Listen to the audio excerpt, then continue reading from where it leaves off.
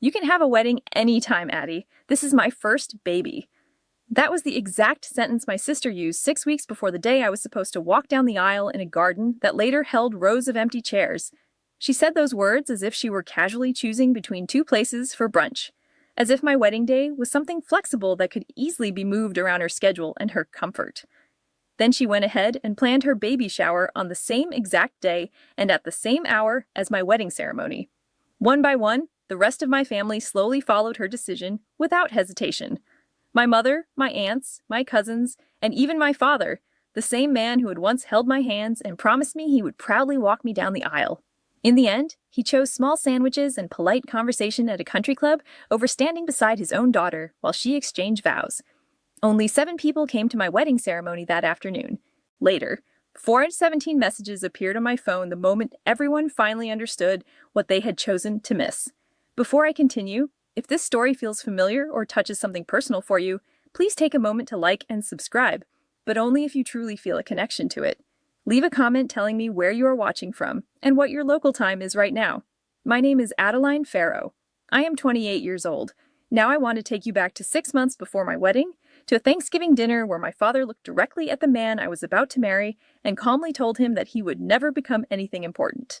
Inside the Farrow family, there was an unspoken rule that everyone quietly followed. No one ever said it directly, but everyone understood it clearly. Everything always revolved around my sister, Colette. My father, Richard Farrow, spent 31 years working as a branch manager at a regional bank in Hartford. He was dependable and careful, the type of man who rotated the same 3 ties every week and believed that repeating that routine showed discipline and character. My mother, Diane, stayed at home and managed the social life of the household. She hosted book clubs, organized neighborhood gatherings, and made sure the house in Glastonbury always looked perfect from the outside. It was a white colonial home with black shutters and rows of hydrangeas lining the walkway to the front door. From the street, our family looked neat and successful, almost like the image on a greeting card. But inside the house, the reality was different, and the numbers told a more honest story. Colette married Brett Whitfield 5 years ago. The Whitfield family owned a commercial real estate company located in Fairfield County. At least that was the situation at the time. Back then, Brett was treated like someone golden and untouchable. He bought Colette a Lexus SUV, a Cartier love bracelet, and more importantly, he bought complete loyalty from my parents. Brett paid the mortgage on the house in Glastonbury. He gave my mother a supplementary credit card to use whenever she wanted. He also paid for the full renovation of the kitchen. In return, the entire Farrow family behaved as if Colette had achieved something extraordinary and historic. Colette has not earned a paycheck in 6 years. She introduces herself as a socialite and an event planner, although I have never personally seen any proof of either title. But inside my family, marrying someone wealthy is treated the same as accomplishing something impressive. Then there was me, Adeline, the younger sister who lived a very different life. I worked as a freelance illustrator. Most of my work involved children's books and editorial art, the type of creative work that rarely comes with a large office or a printed business card. I lived in a small rented studio apartment in New Haven with countertops covered in dried paint and a secondhand couch that had already lived through another family before it came to me. I never felt angry at Colette simply because she married someone wealthy. What truly hurt was that after her marriage, everyone in the family seemed to forget that I existed at all. I met Marcus Delaney at an art fair in New Haven 3 years ago. He was standing in front of one of his own paintings, a large oil painting that showed a woman sitting on a Brooklyn fire escape while reading a book. The sunlight in the painting touched her hair in a soft and careful way. Marcus was staring at the painting with a serious expression, almost as if the artwork itself had disappointed him. I laughed quietly when I noticed his expression. He turned toward me, and something about his eyes caught my attention immediately. There was a quiet focus in them, a deep and steady intensity that made me stop walking. Marcus is a contemporary realist painter who works mainly with oil paint. Most of his work includes portraits and city landscapes. People in the art community often describe his talent as rare and unusual, while my family describes it as not a real career. He sold paintings through smaller galleries and sometimes accepted private commissions when opportunities appeared.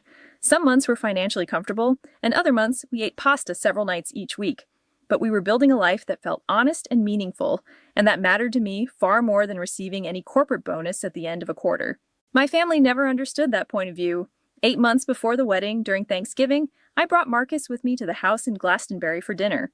Colette arrived later in her Lexus SUV carrying 2 bottles of Cabernet from Napa Valley. Each bottle cost $200, and she made sure that everyone at the table heard that detail clearly. I arrived carrying a pie that I had baked from scratch earlier that morning. My mother carefully placed the wine bottles on the dining table with both hands, almost like they were sacred objects. She did not say a single word about the pie I brought. While we were eating turkey, my father leaned slightly toward Marcus with a smile that looked friendly on the surface but carried another meaning underneath. "So Marcus," he asked casually, "when are you planning to get a real job?" Brett laughed loudly from across the table. Colette tilted her head and added, "At least Adeline has someone with her, right?" Her voice carried a tone that sounded like sympathy, but it felt closer to quiet mockery. Marcus stayed silent. Instead of responding, he simply reached his hand under the table and gently squeezed my fingers. What none of them knew, and what even I barely understood at the time, was that Marcus had recently completed a large painting for a new client that our landlord Harold had introduced him to. I did not ask many questions about it. I assumed it was just another small opportunity. I had no idea that this moment would later become the most important turning point in our lives. Harold Brenton was the kind of person most people would pass on the street without paying attention, unless they slowed down long enough to notice details. He was 67 years old with silver hair and a calm personality. Most days he wore the same corduroy jacket and drank his coffee black from a chipped mug that had the words Chelsea NYC printed on the side. Harold owned the old Victorian building on Elm Street in New Haven, where Marcus and I rented the ground floor studio. We paid $800 each month for a combined living and working space that had 12 FT ceilings and large north-facing windows that filled the room with soft, natural light. The rent was unusually low, even for New Haven. When I once asked Harold why the price was so inexpensive, he shrugged his shoulders and said he preferred having artists in his building rather than accountants, although he added politely that he meant no offense to accountants.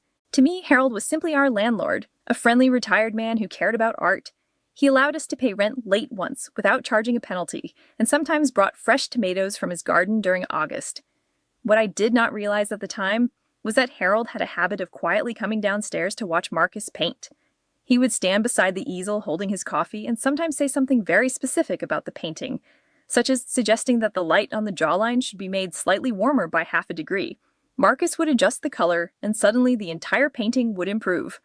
One afternoon, Harold said something that I almost forgot later. He told Marcus that his work reminded him of an artist he used to represent, who now sold paintings for 6 figures.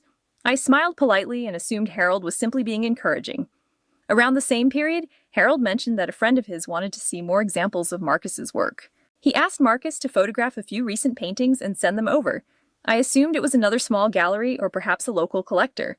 One evening, while I was washing paintbrushes in the sink, Harold looked at me and said, "The world has a strange way of eventually finding real talent, Adeline. It simply takes more time when someone refuses to take shortcuts." I should have asked more questions about what he meant, but I was too distracted by planning the upcoming wedding. In January, Marcus asked me to marry him. There was no ring at first, only a quiet question spoken while we were lying together on the studio floor surrounded by unfinished canvases while snow slowly fell outside the window. Later, he carved a ring himself using reclaimed walnut wood. It was one of the most beautiful gifts anyone had ever given me. That same weekend, I called my parents to share the news. Marcus and I had chosen the wedding date, June 14th. We planned a small garden ceremony at a venue near Mystic, Connecticut. It was not an extravagant celebration. We invited 42 guests, planned to decorate with wildflowers, and Marcus was building a wooden arch using salvaged wood pieces. My father's first response was simply June 14th. Let me check my schedule. He did not say congratulations. He did not say he felt happy for us. His first words were, "Let me check." 2 days later, he called me back and said, "I will be there, sweetheart. I will walk you down the aisle, I promise." I held those words in my mind carefully, almost like fragile glass. My mother responded by asking, "That sounds nice, honey, but how much is the wedding costing?" She did not ask about my dress. She did not ask about flowers. She did not ask whether I felt happy. Colette sent a single message. "Congrats. Let me know if you need help with anything." After that message, there was silence. There was no phone call, no follow-up message, and no offer to help plan anything such as tasting cakes or choosing a venue. For someone who described herself as an event planner, her lack of involvement felt very noticeable. Marcus and I handled everything ourselves. I designed each invitation by hand using watercolor wildflowers on cream-colored cardstock, so that every card looked slightly different from the others.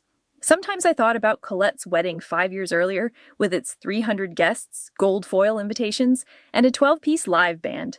But I still loved our invitations because they belonged to us. I should have realized something was wrong when Colette did not argue about the wedding date. She normally had strong opinions about every small detail. This time she said absolutely nothing. Silence from my sister has never been a good sign. 3 weeks before the wedding, I received a phone call from my Aunt Patricia, my mother's older sister, and the unofficial source of family gossip. During that conversation, she said something that completely shocked me. "Honey," she asked gently, "are you planning to attend Colette's shower as well? Or are you only going to your wedding? They are scheduled on the same day, right?" I was standing in the kitchen holding a paintbrush while turquoise paint slowly dripped onto the floor. "What shower?" I asked. "The baby shower on June 14th at the club in Greenwich," she replied. "Did you not receive the invitation?" I had not received any invitation. I immediately called Colette. She answered on the third ring with a voice that sounded cheerful and carefully practiced. "Oh my God, Addie," she said. "I just realized the venue Brett reserved only had June 14th available. It is complicated because of the caterer and the rental company. I cannot move it now. But your wedding is in the afternoon, right? Maybe people will be able to attend both events." My wedding ceremony was scheduled for 3 p.m. in Mystic. Colette's baby shower was scheduled for noon in Greenwich, which was at least an hour and a half away by car. It was impossible for anyone to attend both. She knew that fact. I knew that fact. Anyone who understood basic geography knew that fact. Her baby shower was going to take place at the Greenwich Country Club with valet parking and catering provided by a French restaurant located in Stamford. Each seat would have monogrammed gift bags prepared for the guests. Colette described all of these details to me in a calm voice, as if she were talking about someone else's event, as if the conflict with my wedding was simply an unfortunate accident that could not be prevented. But something heavy settled in my stomach when I later spoke again with Aunt Patricia. She confirmed that Colette had mailed her baby shower invitations 2 weeks before I sent out my save-the-date cards for the wedding. 2 full weeks earlier, even though she had known my wedding date for months. She chose that day anyway. "Addie, I am so sorry," Colette said in a voice that sounded sweet, but carried something colder underneath. "But this is my first baby. You understand, right? You can have a wedding anytime." I decided to call my mother immediately. "Mom, you know my wedding is scheduled for that day." There was a pause on the other end of the phone. It was the type of pause that already carried the answer inside it before a single word was spoken. My mother finally responded. "I know, honey, but Colette really needs the family to be there. This is the first grandchild for your father and me." Her tone sounded calm and reasonable, as if she were explaining something obvious. Then she asked a question that felt unreal. "Could you maybe postpone the wedding for a few weeks?" I reminded her that I had already paid deposits, Mom. The payments were non-refundable and invitations had already been mailed out. She hesitated and then answered in a softer voice. "Well, maybe not everyone needs to attend both events. I am sure some people will come to yours. Some people will go to the shower." She spoke about it the way someone talks about a casual local event that might gather a few extra guests if people happen to pass by. After that call, I contacted my father. When Richard Farrow faces a difficult situation, he usually does the same thing. He redirects the conversation and buys time. "Let me talk to your mother," he said. "We will figure this out." Then the call ended. He did not call me again for 3 days. I eventually sent him a text message that simply asked, "Dad, are you still walking me down the aisle?" I watched the message status carefully. The blue check mark appeared, which meant he had read it. There was no reply. I called again the next day, and again after that. On the 3rd attempt, he finally answered the phone. "Of course, sweetheart, I said I would be there," but the way he spoke sounded empty and distant. The words felt rehearsed, like he was reading them from a cue card. At that moment, I felt something inside me begin to shift. During that same week, I reviewed the RSVP responses. Out of 38 family members who had been invited, 22 had already replied with a no. Every single one of them, by coincidence, planned to attend the event in Greenwich instead. I want to make one thing clear. I did not beg them to change their minds. I asked once, and only once. I spoke clearly and calmly. Then I told myself that their answer, the real one that came through silence, excuses, and comments about how maybe not everyone needed to attend both events, would reveal exactly where I stood in their lives. It revealed everything. Rachel, my closest friend, was the person who eventually showed me the entire situation clearly. Rachel works as an ER nurse. She does not tolerate nonsense from anyone, and she has known me since college. Years earlier, my mother had added Rachel to the Farrow family group chat because she believed it was polite to include Adeline's friends. Nobody ever removed her from that group. And because Rachel pays attention to details, she saved screenshots of everything that happened. One evening, she sat me down in the studio and explained what she had discovered. Colette had personally called every family member one by one. She did not send a group message, and she did not casually mention the baby shower. She made individual calls to each person, carefully guiding every conversation so that they would choose her event. When she spoke to my mother, she said, "Mom, if you attend Adeline's wedding instead of my shower, I will feel like you do not care about your first grandchild." When she spoke to my Aunt Patricia, she said Brett's mother will be there, and if our side of the family does not attend, it will be embarrassing. When she spoke to my father, Rachel captured part of that conversation from the family chat. In the screenshot, Colette wrote a message that read, "Dad, Adeline will understand. She is used to being disappointed." My own sister typed those words with her thumbs and sent them without hesitation. But the deepest part of the situation involved money. Brett was paying my parents' mortgage every month, $3,200 without fail. He had also given my mother a credit card that paid for groceries, clothing, salon appointments, and other expenses. The Farrow family was not only emotionally dependent on Colette, they were financially tied to her lifestyle as well. Colette never had to say this directly. She did not need to. The meaning was present in every action. If you stand against me, the financial support ends. My parents had built their retirement plans around Brett's generosity, so they could not risk challenging that reality. Rachel then showed me one final message from Colette in the group chat. She wrote, "Honestly, Adeline's wedding is so small that it is barely an event. She is marrying a painter in a garden. It is not like there will be a reception at the Ritz." I read the message twice. After that, I quietly closed the phone screen. The night before I sent a final reminder to my family members, Marcus and I were sitting together in the studio. The overhead lamp cast a warm yellow light over unfinished canvases and jars filled with turpentine. Outside the window, the cicadas had begun their constant summer noise. In New Haven during summer, the sound is like a steady hum that never completely stops. Marcus was cleaning his paintbrushes at the sink. Without looking up, he spoke calmly. "We do not need them for this to be real, Adeline." Then he paused before continuing. "But I know that you want your father to be there." I did not answer immediately. Instead, I stared at the canvas he had been working on earlier that day. It showed a single chair in an empty room with sunlight pouring through a window. The painting was not meant to represent me, but somehow it did. Later that evening, I wrote one final message. It was a group text sent to every family member who had been invited to the wedding. There were no emotional appeals and no dramatic words. I simply wrote the facts: the date, the time, the address of the venue, and clear directions for how to get there. At the end, I added a single sentence: "I hope to see you there." I pressed send at exactly 10:47 p.m. Not one person replied to that message.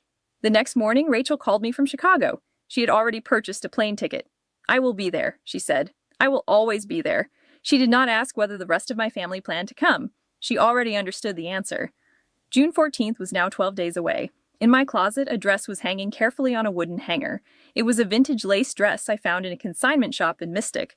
A local seamstress altered it to fit perfectly and charged me $80. When she finished, she told me that I looked like Grace Kelly. I had flowers ordered from a nearby farm. I had 42 chairs arranged in a garden venue. What I did not have was a single family member who openly chose to stand beside me. But there was something else that had disappeared as well. I no longer felt the urge to beg anyone for their presence.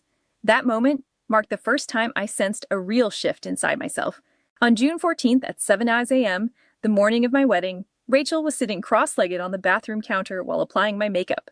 She called her method hospital-grade precision, and I was trying to breathe slowly and normally. My dress hung on the closet door. My bouquet, made of white peonies and lavender from a farm stand in Stonington, rested inside a mason jar on the kitchen table. Suddenly, my phone vibrated. The caller ID showed Dad. I answered the call while Rachel watched my expression closely. "Adeline, honey," he began. His voice sounded flat and worn down. "I do not know how to explain this. Your mother and I... Colette's shower starts at noon. With the drive involved, I do not think we can reach Mystic by 3. I counted the silence that followed. 8 seconds passed. Those 8 seconds seemed to hold the entire structure of my childhood memories, every Father's Day card I had written, every moment when I proudly showed him a drawing and said, "Daddy, look what I made." Every time I chose to believe he loved me and my sister equally. All of it collapsed in that quiet space. "You promised, Dad," I said. "I know," he replied, "and I am sorry. But this is Colette's first baby. There will be other moments." My voice remained steady when I answered. "This is my only wedding day, Dad. There will not be another one." He sighed and said, "Do not make this harder than it already is." I ended the call and placed the phone face down on the counter. My hands were shaking, but my eyes remained dry. Rachel did not say, a single word. She simply picked up the mascara wand and continued applying makeup. Later that morning, Rachel checked Instagram. She turned the screen toward me. Colette had already posted a story showing pink balloons, gold streamers, and the venue being prepared.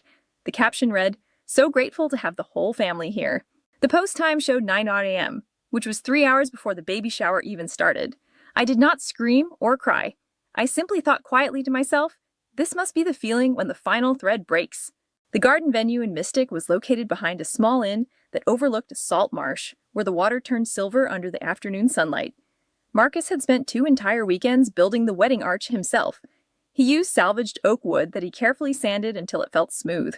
He wrapped it with fresh eucalyptus leaves and tied white ribbons along the sides. The design was simple and honest. To me, it was perfect. I arrived at the venue at 2:15 in the afternoon. The chairs had already been arranged in neat rows. There were 42 chairs covered in white linen, and each one had a small sprig of lavender tied to the back. From a distance, the arrangement looked beautiful, almost like a painting of a wedding scene. But when I walked closer, I saw the truth. 35 chairs were empty. Only 7 people had arrived. Marcus was standing near the arch. Rachel was beside him. 2 of Marcus's friends from art school had come, a sculptor named Dave and a printmaker named Lena. Harold Brenton stood quietly nearby, wearing a suit that I'd never seen him wear before. 2 of my college friends had driven all the way from New York to attend. 7 people sitting among 42 chairs. The breeze moved through the empty rows and gently shook the lavender stems as if the wind itself was trying to fill the silence. I stood at the end of the aisle wearing my thrift store dress. It was ivory-colored vintage lace that reached tea-length. The seamstress had been correct. It fit my body as if it had been made specifically for me. Yet standing there alone, without a father holding my arm and without family beside me, I felt each empty seat like a small bruise. The music began to play. The string quartet consisted of 2 students from the local college, one playing violin and the other cello. They started performing Pachelbel's Canon. The sound drifted softly across the marshland. Rachel stepped toward me. Rachel stepped closer and said softly that she could walk me down the aisle if I wanted. I slowly shook my head. "No, you are my maid of honor," I told her. "You belong up there next to Marcus." I turned my body toward the aisle again. Marcus was standing at the other end waiting for me. Even from that distance, I could see that his eyes were red from holding back tears. I was about to take the first step forward by myself when I suddenly heard footsteps behind me. They sounded heavy but steady, slow, and deliberate. Then, a calm voice spoke. I believe I might be overdressed for a garden party. I turned around and saw Harold Brenton standing about 3 feet behind me. He was wearing a navy 3-piece suit that was beautifully tailored. The fabric looked old but carefully maintained, like something he had protected for many years. There was a pale blue pocket square in his jacket and silver cufflinks that caught the afternoon light. Later, I would notice that the cufflinks were engraved with the letters BG, short for Brenton Gallery. But in that moment, the only thing I noticed was the calm strength in his eyes. "If you would allow an old man the honor," he said, while extending his arm toward me. Something opened inside my chest at that moment. It was not a painful break, but the kind where light finally enters. I looked at this man who had simply been our landlord and neighbor. He was the quiet person who drank black coffee in our studio and occasionally suggested that Marcus adjust the light in a painting by half a degree. And suddenly, I realized something I had never fully understood before. Harold was not only kind, he had been paying attention all along. He had been present. "Harold, you do not have to do this," I said quietly. "I know I do not have to," he replied. "I want to." His voice remained calm and certain. "Your father should be here today. But since he is not, someone who truly values you should take that place." I gently placed my hand on his arm. Then we began walking down the aisle together. The 7 people sitting in the chairs stood up at the same time. Rachel was already crying openly. Dave and Lena were smiling warmly. Marcus stood at the end of the aisle with his hand covering his mouth as he tried to hold back his emotions. The ceremony itself lasted only 12 minutes. Our officiant was a retired judge that Marcus had met through a community art project. He believed simple ceremonies often carried the most meaning, so he kept everything short and sincere. Marcus and I spoke our vows while standing beneath the wooden arch he had built. Marcus had written his vows on a small piece of canvas that he had prepared with gesso. I had written mine on the back of one of my illustrations. During the ceremony, we both cried at different moments, and we also laughed when emotions became too strong. When the vows were finished, the 7 people present clapped for us. And in that small garden on that warm June afternoon, it felt like enough. It felt like more than enough. I want to pause here for a moment. If the moment when Harold stepped forward made your chest tighten the same way mine did that day, then you already understand why this story matters. My father had 30 years to show up for me. Harold had known me for only 2 years, yet he stood beside me when it mattered most. If someone unexpected has ever stepped into your life to fill a space that family left empty, share that story in the comments. I read every message. And if you want to know what happened next, because the story definitely did not end at the altar, please stay with me. After the ceremony, we held a small reception in the same garden area. There was no ballroom, no DJ, and no expensive 5-tier wedding cake. Instead, we ordered several pizzas from a restaurant in downtown Mystic. Rachel had brought 3 bottles of wine with her. They were not expensive wines, just bottles she personally enjoyed. Dave connected his phone to a portable speaker, and we played music while dancing barefoot on the grass until fireflies began appearing in the evening air. The celebration was joyful in a quiet way. It was imperfect, but it belonged to us completely. Later, when the music faded and Marcus was helping Dave fold the tables, I sat down in one of the empty chairs and opened my phone. There were 0 messages from my family, not a single one. No congratulations, no message saying they were sorry they could not attend. No one wrote that they were thinking about me that day. Nothing at all. It was as if the wedding had never taken place. It felt as though I had not existed. I opened Instagram even though I knew it might hurt. Colette had already posted 14 photos from her event. The images showed the Greenwich Country Club decorated with pink and gold balloons and a dessert table that probably cost more money than my entire wedding ceremony. Aunt Patricia appeared in one photo laughing with a glass of champagne in her hand. Uncle Tom stood nearby, holding a gift bag. And in another image, I saw my father. He was standing next to Colette with his hand resting proudly on her pregnant belly while smiling widely. The final photo in the series was a group selfie. Colette stood in the center looking radiant while she was surrounded by faces that I had invited to my wedding earlier that year. The caption under the photo read, "Surrounded by love. Family is everything."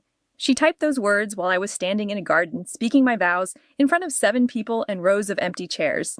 I zoomed into one of the background images. In a group photo taken near the bar, Brett stood in the far corner turned slightly away from the camera. He was holding his phone to his ear with a tense expression on his face. His jaw looked tight and serious. It seemed unusual for someone attending a celebration, but I pushed the thought aside and did not focus on it at the time. That night, Marcus and I returned to our studio apartment and lay together on the old futon that also served as our couch. The windows were open, and the sound of crickets filled the room like soft music. We had taken the lavender stems from the wedding chairs and placed them in jars around the apartment. The entire space smelled like the wedding had followed us home. Marcus stared quietly at the ceiling while holding my hand. Then he spoke. "I married the most talented, most determined, and most beautiful woman I have ever known," he said, "and I did it in a garden with 7 witnesses." He turned his head and looked at me. I would not trade that moment for a ballroom filled with 300 guests. I tried to smile in response. I almost succeeded. I keep thinking that maybe if I had tried harder.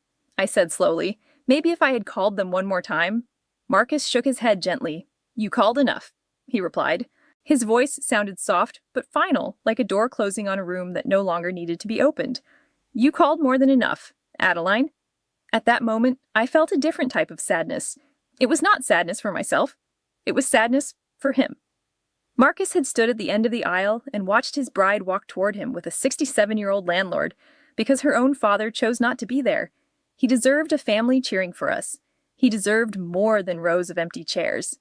"You deserved a real wedding," I whispered to him. "One where a whole family was cheering for us." Marcus turned toward me again. "This was a real wedding," he said gently. "Harold was there. Rachel was there. That is more family than blood gave you today." I began crying quietly into his shoulder, not because I felt broken, but because I was tired of carrying the weight of everything by myself. What I did not know at that moment was that Marcus had been keeping a secret from me. It was something Harold had quietly helped him with over the previous several months. Marcus had intentionally kept it hidden, so that our wedding day would not revolve around money or opportunity. It was something that would change our lives within only a few weeks. 1 week passed after the wedding, then another. Not a single member of my family contacted me. On the 8th day, I decided to send one final message. I wrote it slowly, read it 3 times to make sure it sounded calm, and then pressed send. The message said, "Thank you for your silence. It showed me everything your words never could. I will not be reaching out again. If you want to talk, you know where to find me." My mother replied 2 days later, "Adeline, do not be dramatic. We love you." Colette's shower was simply bad timing. There was no apology and no acknowledgement of what had happened. The only word she used was dramatic, which has always been the Farrow family's favorite weapon against anyone who openly expresses real emotions. I chose not to respond. I muted the group chat and focused on the one thing that had always remained steady in my life: the work. Marcus returned to painting again with a new level of intensity. This time, he had started a series of paintings that he called the Seventh Chair. They were large oil paintings exploring the feeling of absence inside spaces that should feel full. One painting showed a dinner table prepared for 8 people with one chair slightly pulled away but untouched.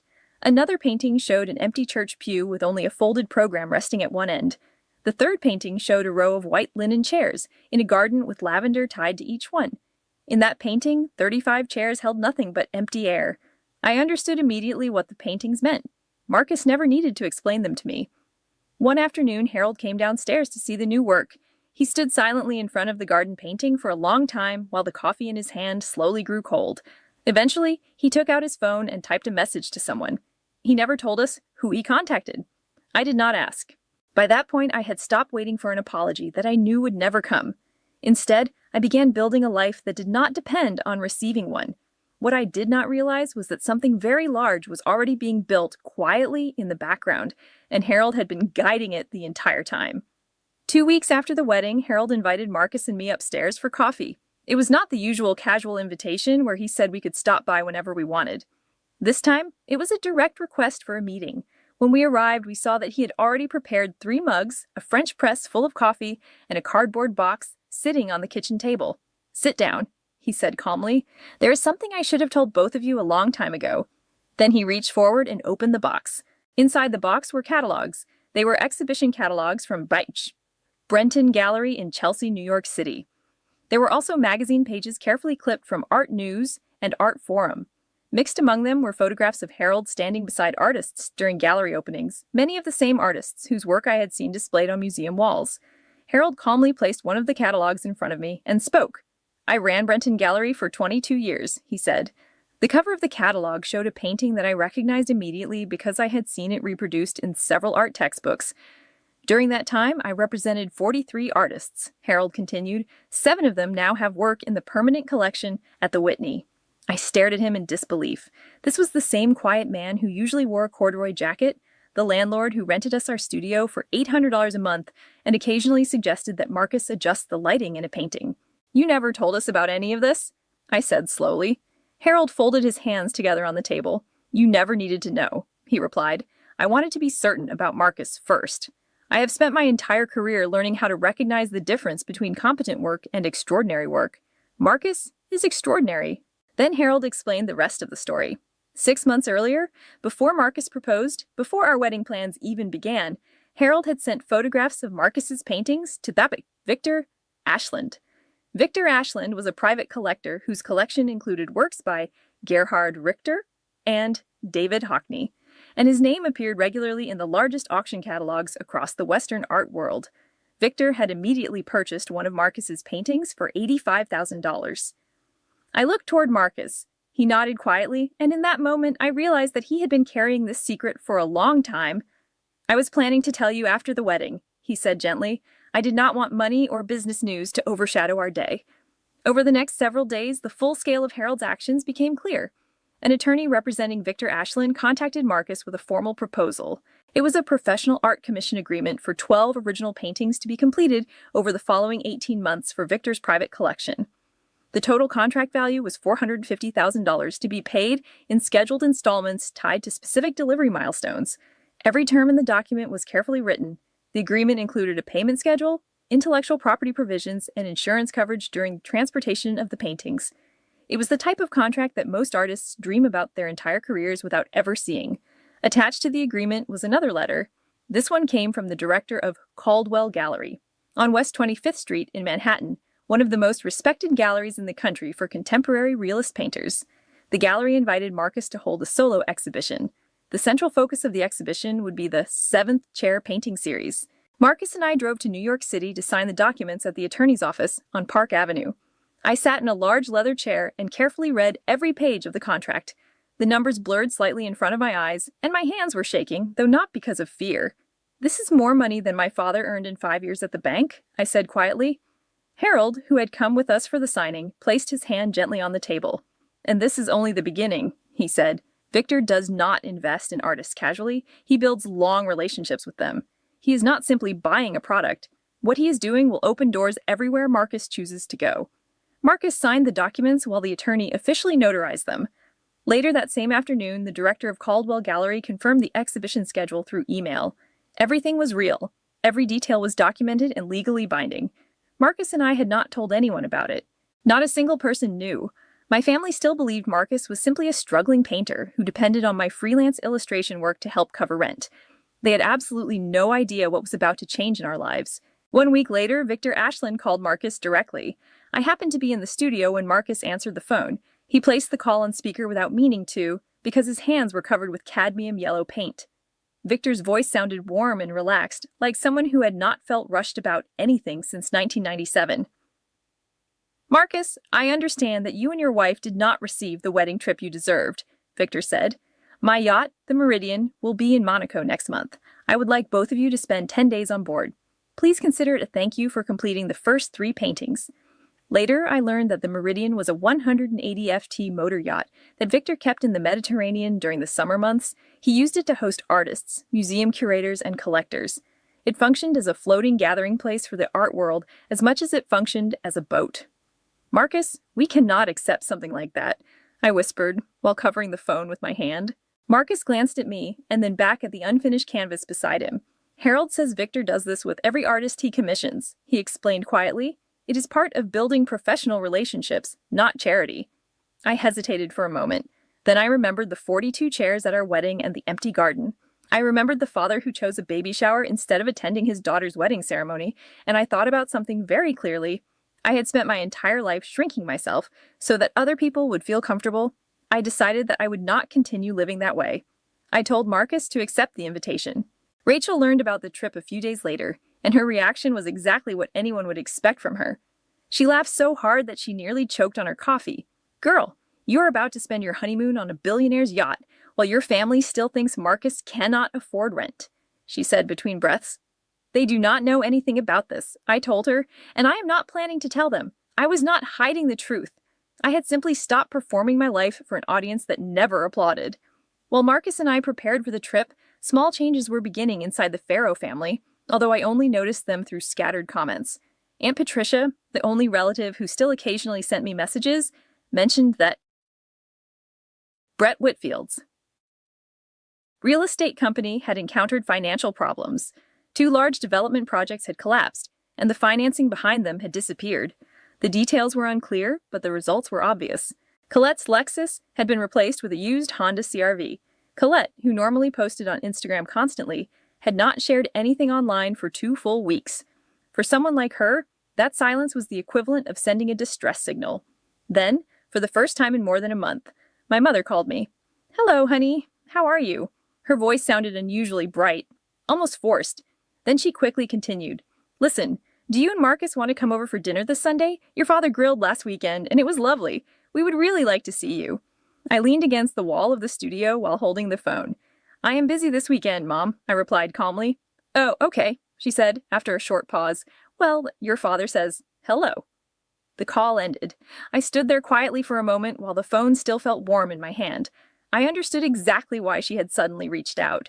When Brett's money supported the household, I had been invisible. Now that the financial situation was changing, the Farrow family suddenly remembered that they had another daughter. What none of them realized was that in only 3 weeks, a single photograph would make Brett Whitfield's money look insignificant by comparison. I packed a suitcase. Marcus packed several sketchbooks. We boarded a flight to Nice on a Tuesday morning in July. When we stepped onto the Meridian and looked across the Mediterranean Sea, I had a sudden realization. This was the feeling that comes when the world finally begins to recognize something that has existed quietly for years. The Meridian did not feel like a boat. It felt like a floating cathedral. Our cabin had a private balcony that opened directly toward water, so intensely blue that it looked almost artificial. The bathroom had marble floors, and the bed sheets were made from Egyptian cotton. Someone had placed fresh gardenias on the nightstand before we arrived. On the first morning, I stood barefoot on the balcony, wearing a simple linen dress that I had purchased at a small market in Nice for $40. I watched the coastline of Monaco slowly pass by in the distance like a painting Marcus had not yet started. On the third evening, Victor hosted a dinner on the upper deck. There were 8 guests in total. 2 collectors from London attended, along with a curator from the Tate, an art critic from Berlin, and their partners. The table was arranged with crystal glasses and white linen cloths, while candles flickered inside hurricane glass holders. The sky slowly shifted from orange to deep indigo as the evening progressed. During dinner, Victor stood and raised his glass. "I would like to introduce Marcus Delaney," he announced. "He is the most exciting realist painter I have encountered in 2 decades. His upcoming exhibition at Caldwell Gallery will be titled The Seventh Chair. I believe you will find his work extraordinary." Marcus sat beside me and calmly explained the concept behind the paintings. They explored absence and the empty spaces created when people choose not to appear. The Berlin art critic leaned forward and spoke thoughtfully. "This concept has potential for the Venice Biennale," he said. Several people around the table murmured in agreement. I sat quietly beside my husband with my hand resting on his knee. For the first time in my life, I was surrounded by people who recognized the value of the life Marcus and I had built together. They respected it not in spite of its quiet beginnings, but because of them. Before dessert, Victor approached me while I stood alone near the railing. "Your husband is extremely gifted," he said gently, "but I believe you recognized that long before anyone else did." I nodded. "I did," I answered. "Thank you for recognizing it as well." On the final evening aboard the Meridian, I decided to do something that I rarely do. I posted a photo on Instagram. I am not very active on social media. My account had maybe 200 followers, mostly friends, illustration clients, and former college classmates. I had not posted anything in months. But that evening, as the sun disappeared behind the Mediterranean horizon and the water turned gold, Marcus wrapped his arms around me from behind. Rachel had been texting me repeatedly asking for photos, but she was not the only reason I reached for my phone. I wanted to create a record for myself. The photograph showed me standing at the front of the Meridian wearing a white silk dress that I had found in a boutique in Nice. Marcus stood behind me with his chin resting gently on my shoulder. In the distance, the coastline of Monaco appeared softly against the horizon.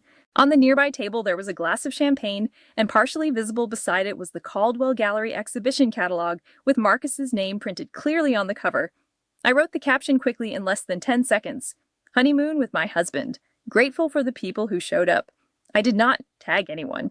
I did not explain anything. It was just a sentence and a photograph.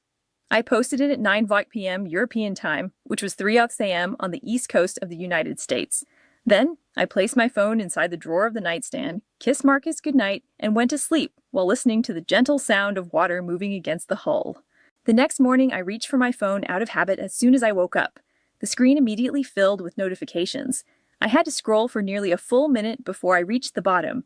There were 417 missed calls and text messages waiting for me. The same family members who could not send a single message on my wedding day suddenly had many things they wanted to say about my honeymoon. 417. That number is not an exaggeration. I will let that number sit with you for a moment. The same family members who could not send a single text message on my wedding day suddenly had many things to say once they saw where I was staying. If you're still watching this story, first of all, thank you for listening. And second, I'm curious about what you would have done in my place. Would you have answered those calls immediately, or would you have allowed the phone to continue ringing? Tell me what you think. Now let me explain what those messages actually contained. I sat on the edge of the bed and slowly scrolled through the notifications the way someone might read a medical report, carefully and without emotion, allowing every message to settle before moving to the next one. My father had called 23 times and sent 11 text messages. The first one said, "Adeline, whose yacht is that?" Then another message said, "Call me back." After that, he wrote, "I did not know Marcus was doing this well. Why did you never tell us?" The final message came at 2 a.m. his time. "Honey, please call your dad." My mother had called 18 times and sent 9 messages. The first message said, "Oh my God, Adeline." The next one asked, "Is that Monaco?" Then she wrote, "Are you okay? Whose boat is that?" And finally she added, "I am so happy for you, sweetheart. We should celebrate when you come back home." Celebrate. That word stood out to me. The same woman who could not take the time to send a simple congratulations text on my wedding day suddenly wanted to celebrate after seeing a photograph of a yacht. Colette had called 7 times, which for her was actually restrained behavior. She sent 3 messages. The first message read, "Wait, what?" The next one asked, "Is Marcus's art actually selling?" The final message said, "Adeline, we should talk. Please call me." After those messages came dozens more from the rest of the family, aunts, uncles, cousins, and even distant relatives I had not spoken to in years. The messages appeared one after another. OMG, congratulations. We are so proud of you. We always knew Marcus was talented. These were the same people who had responded no to the wedding invitation. Now they were appearing suddenly, claiming that they had supported us all along. At the very bottom of the notification list was a message I did not expect at all. It came from Brett Whitfield. He had never sent me a text message directly in his life. His message read, "Adeline, is your husband represented by a gallery? I would like to connect." Brett Whitfield, the man whose money had earned him the loyalty of my entire family, was now attempting to build a professional connection through the sister-in-law he had barely acknowledged for the past 5 years. I read every message carefully. I did not respond to any of them. About an hour later, Marcus found me sitting on the balcony with the phone turned face down on the table. He did not ask what the messages said. He could already see the answer on my face. "I am not planning to ignore them forever," I told him, "but I am also not going to pretend that everything about this situation is acceptable." Later that afternoon, I opened the family group chat for the first time since muting it.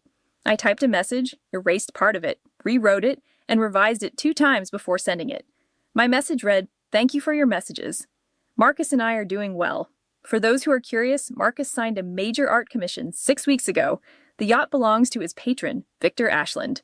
Our honeymoon trip was a gift. I want to be honest about something. I cannot pretend that your absence on June 14th did not hurt me. It hurt deeply. My father promised to walk me down the aisle and then chose not to attend. My mother chose to attend a baby shower instead of her daughter's wedding. My sister deliberately scheduled her own event on the same day as my ceremony. I am not angry, but I need some space. When I feel ready to talk again, I will reach out.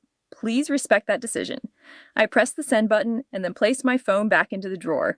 For the next 4 hours, nobody replied. I imagined that they were reading the message together somewhere, standing around a kitchen counter, passing a phone between them, rereading the words and looking at one another in the quiet silence that happens when people realize they have been confronted with the truth. At 8 p.m., my father called again. I did not answer. 1 hour later, Colette posted an Instagram story. It showed a photograph of a beautifully arranged dinner table with warm lighting and wine glasses. The caption read, "Family dinner tonight. Missing one." As if I had simply decided not to attend, as if I were the one who had chosen to stay away.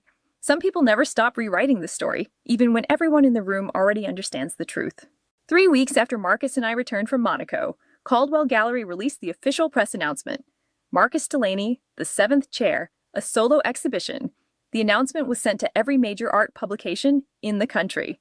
Art News published a preview article. ArtNet reported on the exhibition the same day. Then the most important publication of all featured the story.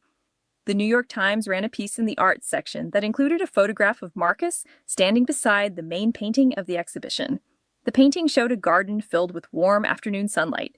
An arch, made from reclaimed wood, stood at the far end of the space with eucalyptus woven through it. Across the green lawn were 42 white chairs arranged in neat rows. Each chair held a small bundle of lavender. 7 of those chairs were occupied by figures painted with warmth and care. The remaining 35 chairs were empty. Sunlight stretched across the empty seats like a question waiting for someone to answer. The title of the painting was June 14th. The price listed beside it was $120,000. The painting had already been sold. Victor Ashland had purchased it before the exhibition even opened.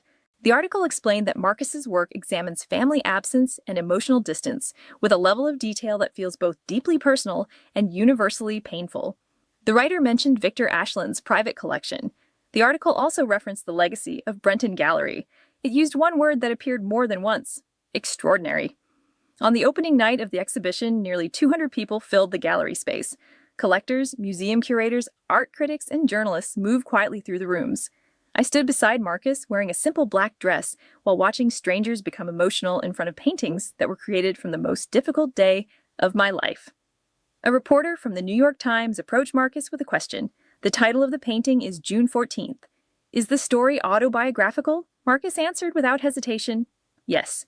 It was my wedding day. 7 guests attended. There were 42 chairs prepared. The entire room became silent. After that, the questions began. By the next morning, the story appeared everywhere. Neither Marcus nor I had planned for this to happen. But when the truth finally receives attention, it does not need permission to continue spreading.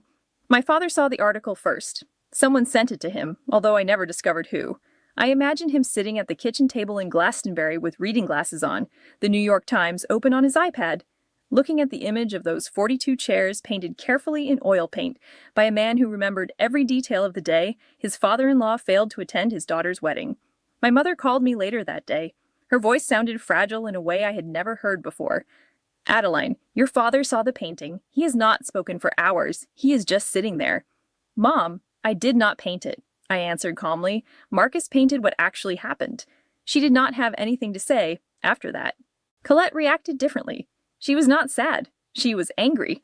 But her anger was not directed at herself. She was angry about the public exposure. Within a few days, her friends began asking uncomfortable questions.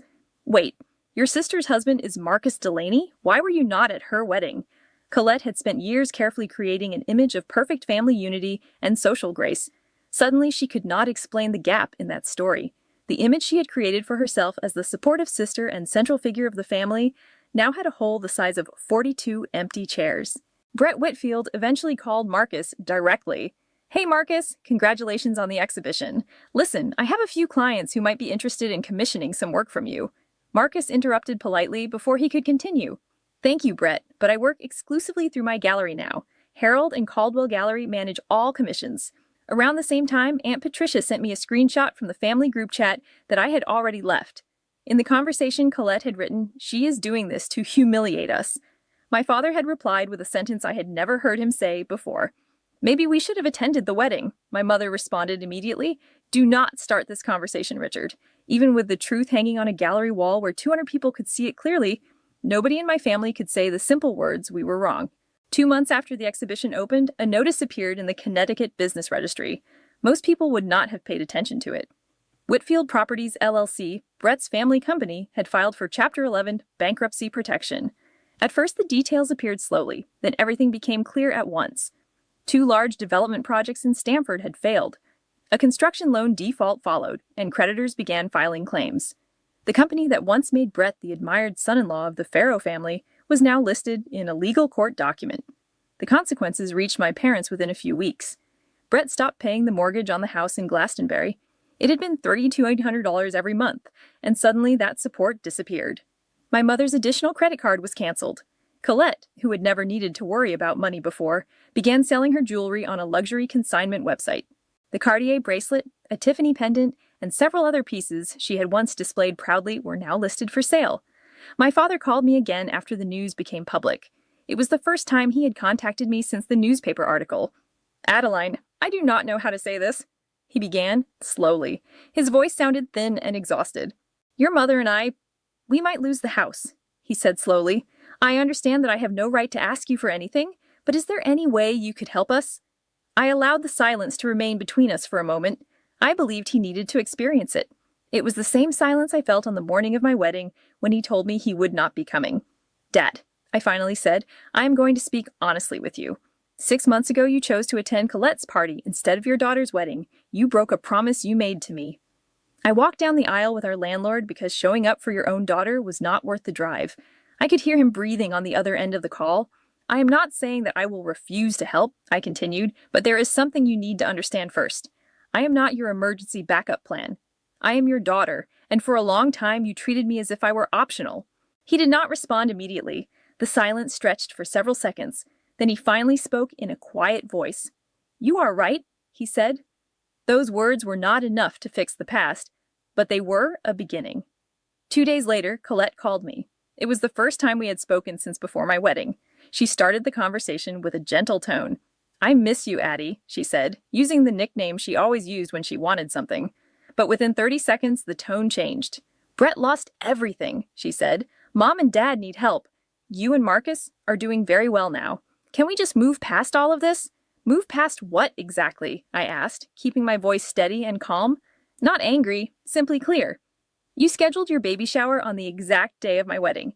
You called every member of the family and asked them to choose between the 2 events. You told Dad that I could have a wedding anytime. Do you remember saying that?" There was silence on the line. Then she finally answered. "I was pregnant, Adeline. I was emotional and scared." "You were calculating," I replied calmly. I did not say it with anger. I said it as a simple fact. And that is okay. I am not trying to punish you.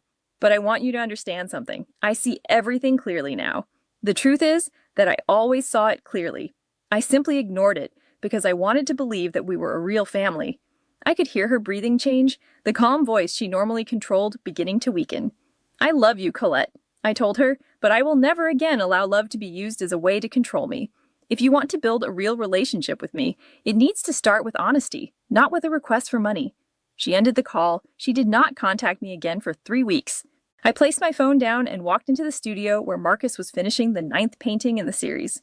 The image showed a long dinner table with 11 placed settings. One chair had been pulled back slightly, and a folded napkin rested beside an untouched plate. Marcus looked up when I entered the room. "How did it go?" he asked. "She ended the call," I replied. Marcus nodded slowly. "She will contact you again." "Maybe she will," I said. "But if she does, she will come back different, or she will not come back at all. Those are the only 2 possibilities I am willing to accept now." Marcus returned to his painting. I picked up my illustration pen and continued working. Outside, a cricket was singing in the grass, completely indifferent to everything that had happened. 6 months later, I stood inside the kitchen of a house that I owned. It was a small 2-bedroom cottage located in Westport, Connecticut, about 10 minutes from the water. The house had white clapboard siding, blue shutters, and a porch that wrapped around the side of the building. The entire ground floor had been converted into Marcus's studio. It had proper ventilation, large north-facing windows for natural light, and a door that opened directly into a garden, where I planned to grow lavender during the spring. We had paid for the house completely in full. There was no mortgage, no financial assistance, and no name on the property deed except for Marcus and me. Marcus had finished the full 7th chair series. There were 12 paintings in total, and they remained displayed at Caldwell Gallery for 3 months. Nearly every painting sold during that period. The total revenue exceeded $600,000, and collectors had already started joining a waiting list for his next series of work. Victor Ashland offered Marcus a second commission contract. 2 galleries in Europe also reached out with exhibition offers. My own career was changing as well. A major children's book publisher offered me a contract to illustrate multiple books after seeing my work during the Caldwell Gallery opening. Someone from their art department had attended the event and recognized my editorial illustration style. The first book I worked on told the story of a young girl who plants a garden of wildflowers in a field where people believed nothing could grow. Every morning I illustrated the pages at the dining room table while Marcus worked downstairs in his studio. Harold joined us for dinner every Sunday evening. He would drive from New Haven in his old Volvo, always bringing a bottle of wine. It was never expensive wine, but it was always good. He would sit at our table as if he had always been part of our family, because in every meaningful way, he had been. One Sunday evening, I served roasted chicken seasoned with herbs from the garden. Harold lifted his glass. "To the 7th chair," he said with a smile. Marcus touched his glass to Harold's. I raised mine and tapped both of theirs gently. 7 people attended our wedding, and every one of them remained in my life. On a Tuesday afternoon in October, I heard a car pull into the gravel driveway. No one had called ahead to visit. I opened the front door and saw my father standing on the porch. He wore a flannel shirt and khaki pants with his hands in his pockets. He looked older than I remembered. Not older because of time passing, but older in the way a man appears when he has been carrying regret for a long time. "I did not come here to ask you for anything," he said quietly. I waited for him to continue. "I came here because I wanted to tell you that I am sorry. Not the kind of apology that expects forgiveness, but the kind that understands it may never receive it." He stood there in the cool October sunlight while leaves drifted across the porch floor. I could see that he had practiced those words before arriving, not because they were fake, but because they were important to him. I sat inside a country club eating finger sandwiches while my daughter was getting married with only 7 guests present. He said, "I will carry that regret for the rest of my life." I nodded slowly. "I know, Dad," I said quietly. "You can come inside for coffee." Marcus just made a fresh pot. He stepped inside and walked slowly through the house. He looked carefully at everything. Marcus's studio downstairs, the garden visible through the back window, and the paintings hanging on the walls. In the hallway, he suddenly stopped walking. A small painting hung beside the coat hooks. It was titled June 14th, Study Number 1. It was an early oil sketch showing 7 chairs occupied and 35 chairs empty. My father stood there looking at it for a long time. After a moment, he reached into the bag he had brought with him and removed a frame. Inside the frame was a certificate titled Connecticut Statewide Art Award, dated 12 years earlier. My name appeared on the certificate. The paper had turned slightly yellow over time. "I found it in the attic," he said quietly. "Your award should have been on the wall 16 years ago."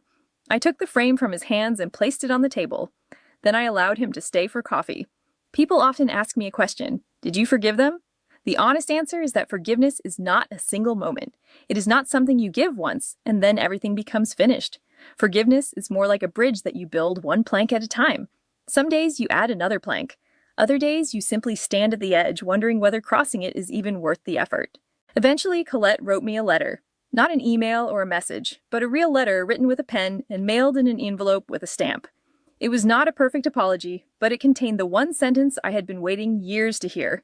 I scheduled the baby shower on your wedding day. It was not an accident. I was afraid that if your wedding went well, everyone would stop needing me. I read that sentence 4 times. Then I folded the letter and placed it carefully inside my desk drawer. I did not throw it away, but I also did not frame it. I left it in the drawer where I could find it later when I felt ready. My mother calls me once every week now. She asks about my work, Marcus's paintings, and the garden behind the house. She does not ask for money. It may seem like a small change, but it is an honest one. Brett and Colette now live in a rented apartment in Stamford.